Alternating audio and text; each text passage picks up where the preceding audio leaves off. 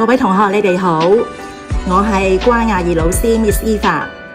喺呢條片裏邊咧，我想為大家介紹我手上呢本書。呢本書咧係關於講人際關係嘅，書名叫做《別對每件事都有反應》，而作者咧係一位日本人嚟嘅，佢嘅名叫做星野俊明。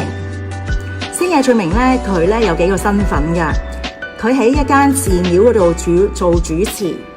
佢亦都咧喺大學裏邊咧去教授呢個嘅環境藝術，咁亦都咧係咧一個嘅庭院設計師。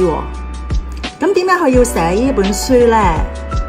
係啦，咁其實咧佢咧就見到咧，其實我哋日常生活裏邊咧，我哋其實咧都會遇到大大小小嘅事情嘅，有啲會令到我哋開心，咁相反亦都會有一啲咧令我哋唔開心，甚至憤怒嘅。咁咧，佢咧就想藉住呢本書咧，去教導我哋咧。有陣時候咧，我哋對於好多嘅事情咧，其實咧該放下就放下，也放過自己。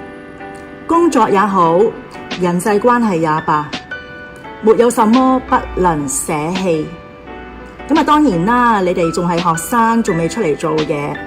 但係咧，對於好多人嚟講啦，特別係Miss Eva自己啦，我都覺得咧，我哋咧嚟到學校去讀書，除咗咧要學習呢個書本嘅知識之外咧，其實更加重要咧就係要學識要點樣同人相處。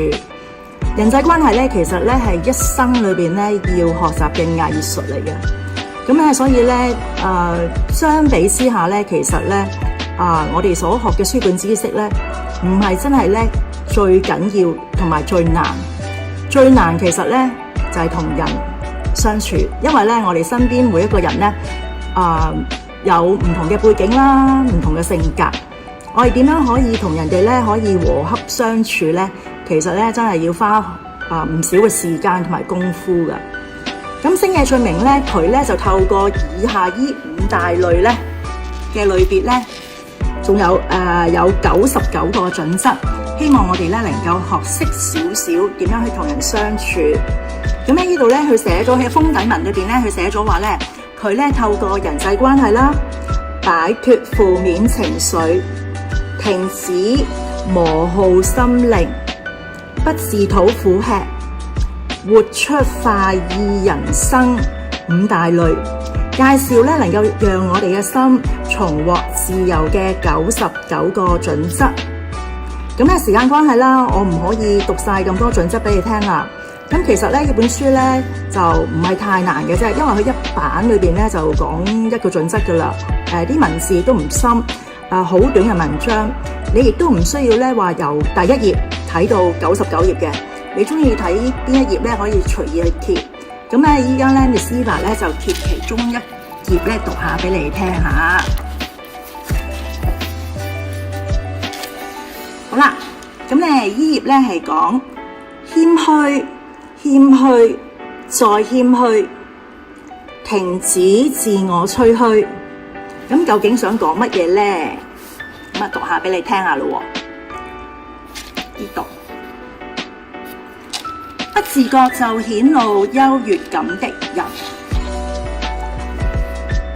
人與人在對話時，自吹自擂所佔嘅比例通常不低，因為人類是一種愛炫耀的生物。然而這麼做，或許也是為了表達我希望獲得其他人的正面肯定。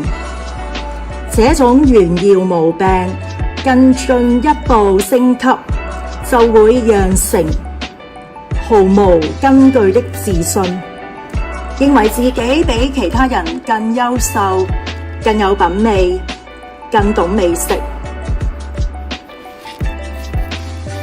現代人習慣使用社交網站，所以不自覺顯露出優越感的人也越來越多。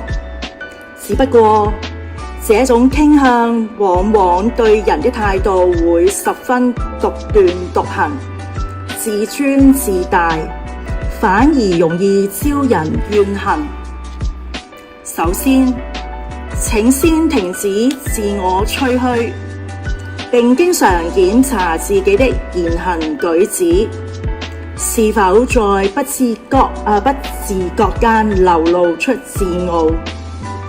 當察覺到不對勁時，記得提醒自己，謙虛，謙虛，再謙虛。咁而司法咧就藉住呢個片段啦，咁希望咧都鼓勵大家，亦都提醒我自己咧，我哋同人相處嘅時候咧，我哋真係要抱住一個謙虛嘅態度。有陣時候咧，我哋咧講咗一啲咧自大嘅説話咧，可能係不知不覺間流露咗出嚟。我唔覺得係嘅，但係人哋聽起耳中可能會有啲唔舒服嘅感覺。咁啊，希望咧同學咧能夠有機會啦，睇下呢本書。咁咧，如果同學咧想睇呢本書嘅話咧，暫時圖書館冇，但係咧我會睇完呢本書咧就會將佢咧就會捐俾圖書館噶啦。咁你可以隨時攞去睇咯。咁啊，另外咧，星野俊明咧其實咧都會有寫其他關於人際關係嘅書嚟嘅。有啲咧係漫畫版添。咁咧，同學咧可以去書局度咧留意一下。咁咧呢條片段咧到呢度結束。多謝大家收睇，拜拜。